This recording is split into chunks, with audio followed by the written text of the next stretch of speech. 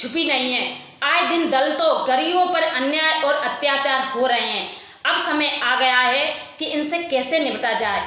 क्या है हमारे बुद्धिजीवियों के सुझाव। नमस्कार, मैं मीना मोहन और आप देख रहे हैं बहुजन खबर। समाज में हमेशा हाशियों पर रहे दलित समुदाय को पिछले 10 सालों में काफ़ी बुरे हालातों का सामना करना पड़ रहा है।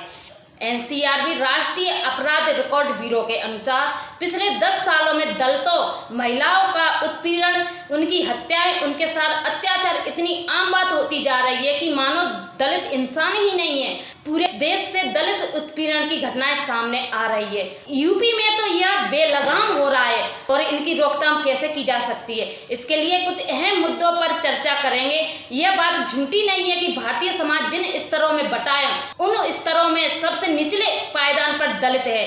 समाज की मनवादी मानसिकता के कारण दबंग जातियां दलितों को अपना गुलाम समझती है। इसलिए दलित चिंतक इन घटनाओं का कारण दलितों में आ रही जागरूकता और मजबूती को बता रहे हैं। उनका कहना है, पहले दलितों पर हिंसक घटनाएं नहीं होती थी, छोटी मोटी मारपीट की घटनाएं सामने आती थी, लेकिन हिंसक वारदात पिछले 10 से 15 सालों में बड़ी संख्या में बढ़ रही हैं। जैसे जैसे दलितों की तरक्की हो रही है वैसे वैसे उन पर हमले भी बढ़ रहे हैं। यह कानूनी समस्या नहीं है, यह सामाजिक समस्या है।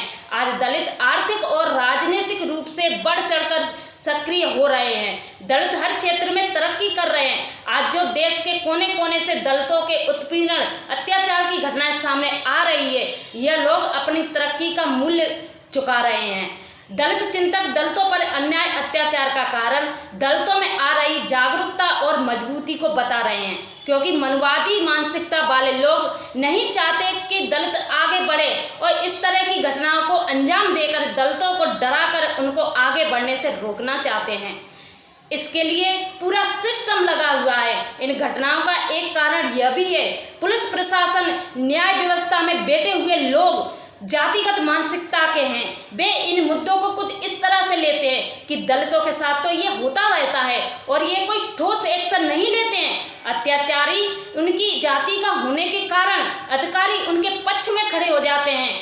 तो अब हमें क्या करना होगा, कैसे इस घटनाओं पर लगाम लगाई जा सकती है, इसके लिए दलित नेता उदित राज का कहना है, सबसे पहले लोगों को यह स्वीकार करना होगा कि जातिगत भेदभाव होता है, क्योंकि आज कई पढ़े लिखे लोग यह बात मानने को तैयार नहीं है।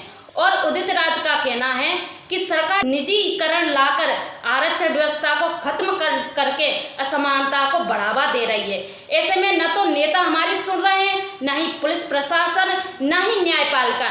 एक इस बात पर भी गौर फरमाना जरूरी है कि ऐसी घटनाओं के जिम्मेदार सिर्फ अपराधी नहीं होते, सबसे पहले दोष पीड़ित का होता है जो जुर्म सहते हैं। क्योंकि बाबा साहेब डॉक्टर भीमराव अंबेडकर ने कहा है कि जुर्म करने वाले से ज़्यादा दोषी जुर्म सहने वाला होता है।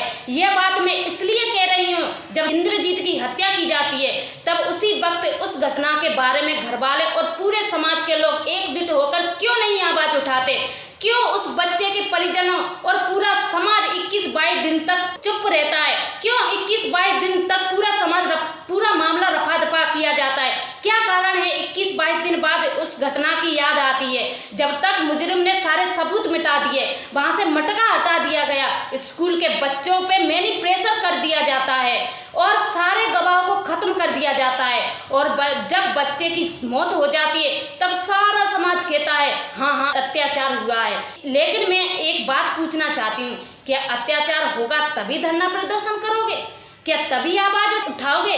आज देश में कठोर कानून होने के बावजूद भी मामले बढ़ते जा रहे हैं। इनसे निपटने के लिए जब तक समाज पूरी तरह से जागरूक नहीं होगा, दलित उत्पीड़न को रोकना संभव नहीं है। दूसरा पहलू यह भी है कि शिक्षित, स्वावलंबी और आत्मनिर्भर होने पर दलित एवं कमजोर वर्ग के लोग सशक्त हो पाएंगे। कानून दलितों की सामाजिक हैसियत नहीं बदल सकता।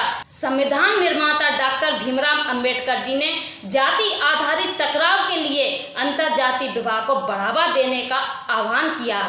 आज राजनीतिक नेतृत्व इस समस्या का समाधान करने में विफल है। अब सामाजिक आंदोलन के जरिए ही दलितों को उत्पीड़न से बचाया जा सकता है। आज पूरा समाज अगर दलित उत्पीड़न को रोकना चाहते हो तो सभी राजनीतिक दल, चाहे बीएसपी हो, चाहे भीम आर्मी हो, चाहे सामाजिक संगठन हो, सभी को एकजुट होकर एक पंडाल के नीचे आना होगा। बुद्धिजीवियों का कहना है कि हमारे जितने भी दलित संगठन हैं सभी एक दूसरे पर उंगली उठाते रहते हैं, एक दूसरे की टांग खिंचाई करते रहते हैं। इसी खींचातानी के बीच के इंद्र मेघवाल जैसे कई बच्चे शहीद हो जाते हैं और चौराहों पर दलित महिलाओं, बेटियों की इज्जत नीलाम हो रही है। हमें सबसे पहले सामाजिक रूप से एकजुट होना होगा। अब हम कब तक इस बात को छुपाते रहेंगे कि हमें आने वाली पीढ़ी के लिए लड़ना है। हमें इसलिए भी लड़ना है कि भविष्य में कोई अत्याचार ना हो।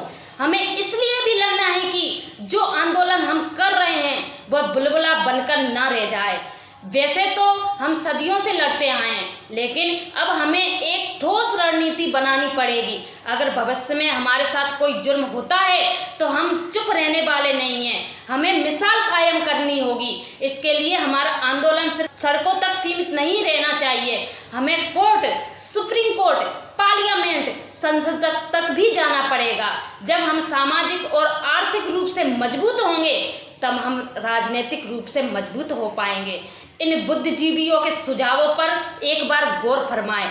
इस वीडियो में फिलहाल इतना ही। आपकी इस खबर पर क्या राय है, अपना सुझाव कमेंट बॉक्स में जरूर दें और वीडियो को अपने दोस्तों में ज़्यादा से ज़्यादा शेयर करें और चैनल को सब्सक्राइब करें। नमस्कार।